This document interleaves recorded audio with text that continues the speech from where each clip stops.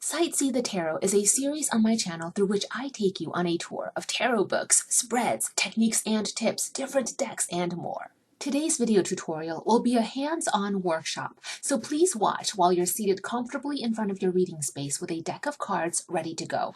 You're also going to want pen and paper nearby. Once upon a time, general readings, where the tarot reader doesn't get the luxury of knowing a querent's question ahead of time, was a norm.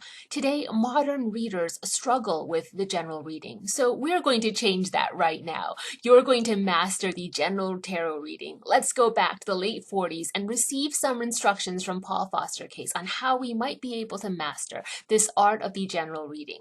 We'll be delving into The Tarot, A Key to the Wisdom of the Ages, published in 1947. What we'll be working through today, the opening of the four worlds, and part of the first operation of the opening of the key reading method, was also featured in one of his earlier works from 1933, The Oracle of the Tarot. We're going to start by choosing a significator. In Wisdom of the Ages, Case notes that oftentimes readers will use Key 1, the Magician, for a male querent, and Key 2, the High Priestess, for a female querent. You can also choose a major trump based on the querent's sun sign. A reference table for this can be found in my book, Holistic Tarot. But in general, and this is actually Case's recommendation, go with one of these 16 court cards. So if I'm a sun sign Libra and an adult female, then I would go with the Queen of Swords. Sidebar, if you're using the Spirit Keeper's tarot deck, then your significator card is always Key 0, meaning you choose between the 3 Key 0 options that the deck comes with. Select the Initiate if you're looking to start or undertake something new when you're at the beginning of a journey or new chapter. Select the Seeker card to present any inquiry for divination you're seeking answers to, or select the Keeper if this is a more esoteric reading and you're going to go for spirit contact or otherworld journeying. In terms of directionality for my tarot deck, if you are more right-hand path dominant, then you always move clockwise, rightward. If you are more left-hand path dominant, then you always move counterclockwise or leftward. Now you're going to be doing a tarot reading for yourself.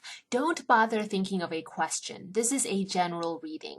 Pause the video and go through your deck to find your significator card from these 16 quarts based on your sun sign or horoscope sign. I'll throw the reference chart back up on the screen. Now that you've got your significator card picked out, let's start. Shuffle until you, the tarot reader, feel like stopping. Just for note, if you're reading for someone at this time, you would hand the cards to the querent and have him think of the question attentively, then cut the cards with his left hand. The querent should also be the one to restore the cut to a single pile. According to Paul Foster Case, the tarot reader is the one who shuffles, and you continue to shuffle until you feel like stopping. By the way, while I'm lecturing here, you should be shuffling your cards. Keep shuffling. So you're reading for someone. You then hand the cards over to the querent. Have the querent place his left hand over the cards and think of the question attentively. Then instruct the querent to cut the cards with the left hand and restore it back to a single pile. Pay attention here because it's a little different from how Eden Gray instructs in her book Mastering the Tarot. Since you're reading for yourself today, the card pile your significator appears in will tell you the area of life the universe or the divine is telling you to focus on right now.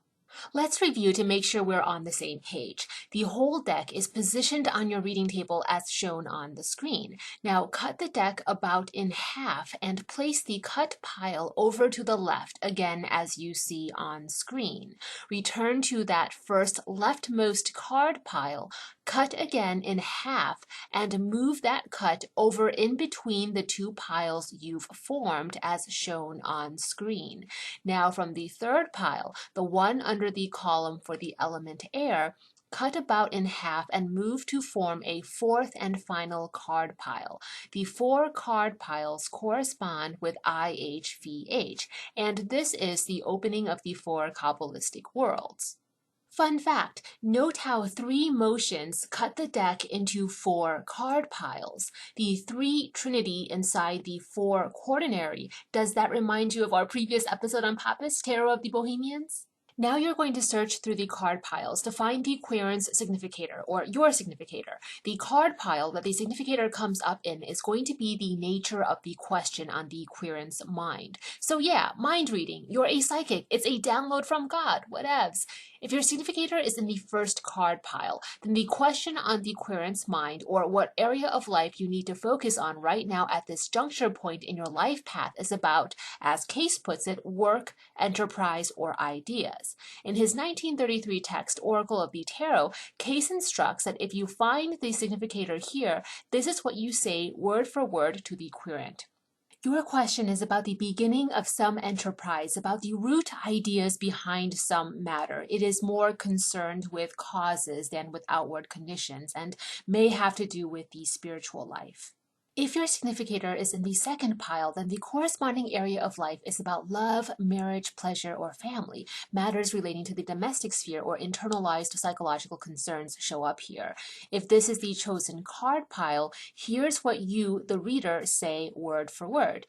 Your question has to do with your desires and wishes, with the formation of plans, with some state of your emotions or affections, with matters in which your feelings are deeply affected.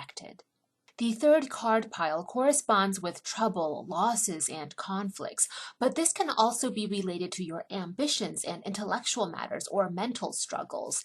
Did you find the significator in the air card pile? Here's what you say, word for word, according to Paul Foster Case. You want to know what to do, what action is best to bring about some result, either to avoid some conflict with others or to overcome some conflict which has already come up. Your question is somehow connected with inharmony, with disappointment, either actual or threatened. The fourth and final card pile relates to money matters, business, personal finances, goods, and property. Is it the earth card pile that the significator shows up in? Word for word, here's Case's revelation for you. Your question has to do with the things of the outer world, or practical life. It is almost wholly concerned with material affairs. So maybe reciting something word for word from the 1930s today in the 21st century is probably not the best idea. But hey, now you know. Now, once you've identified the card pile, you tell the querent what he or she has come for based on the pile that the significator card is found in. If you're wrong, according to Paul Foster Case, you abandon the divination and do not resume an attempt within 2 hours. In fact, it's best if you wait for another day. If you're right, then you may proceed. Pause the video here if you need some time. Once you've found the significator, move all the cards in the pile preceding that came before the significator to the back now, so that the significator card, in my case the Queen of Swords, is at the top of the pile in your hand.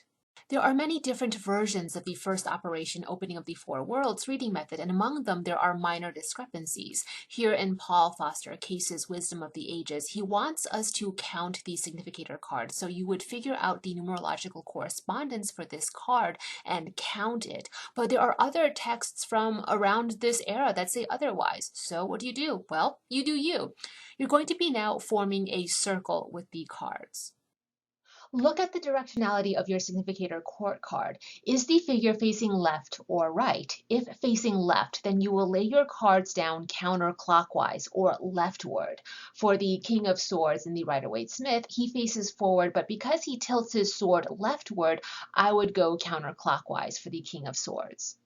If your significator court card faces right, then you would lay your cards down rightward and move clockwise. Since I'm the Queen of Swords, I'm going to count my cards clockwise, rightward.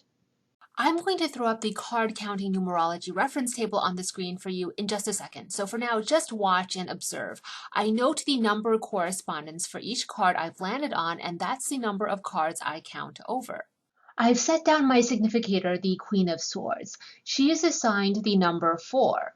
So I count the Queen as 1, and since she's assigned the number 4, I have to count 4 cards over. 1, 2, 3, 4. The selected card, card 4, is the 6 of Cups. The 6 of Cups is a pip card, so it is assigned its face value, 6. Count over 1, 2, 3, 4, 5, 6. And then you continue the card counting all the way around the circle. In Case's later publication, Oracle of the Tarot, he specifies that the card counting stops when you land on a card you previously counted. That's when you know the cycle is complete. Once you're done counting, lay the cards out in a row to form a string or a narrative. Now pause the video here and using the card counting reference table you see on screen, go ahead and complete the operation for yourself.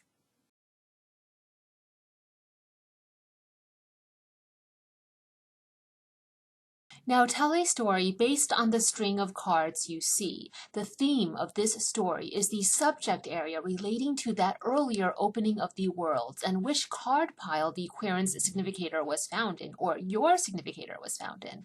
This essentially is the heart of the reading you do for the querent, or in this case, for yourself. If you're using the Spirit Keeper's Tarot deck, look up each card one by one in the Medium White Book, which is a free download. I'll link it in the description box. Right now, don't worry so much about your reading out on the table. Pay attention to me. I'll give you time to finish up and journal your results in just a second, I promise.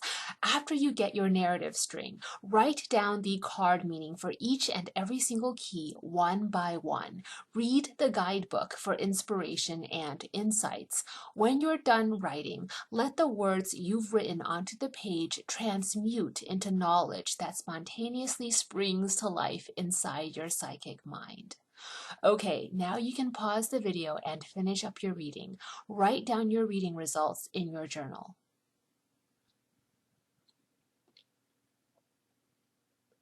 For a month straight, yes, a whole month, commit to practicing this reading method over and over. Memorize the card pile position meanings. Write the card counting correspondence on one of your tarot decks. Practice, practice, practice. Soon enough, you are going to be a pro at the general reading. Seriously, people are going to think you're psychic because you know their question before they've even told it to you. Let's close on this final insight from an earlier book by Case, 1920s, An Introduction to the Study of the Tarot. For those who wish to use tarot as a means to gain esoteric knowledge, it becomes necessary to learn, little by little, a considerable amount of technical information. Paul Foster Case cites Atea, Corte Chapelon, Mathers, and Pappas, all of whom we've covered in past episodes, Arthur Edward Waite, and Eliphas Levi, who we'll cover in future episodes. What all of these thought leaders insisted upon unanimously is summed up in what Case had said. The esoteric and occult study of the tarot all but requires depth and breadth of knowledge in every art, science, and field.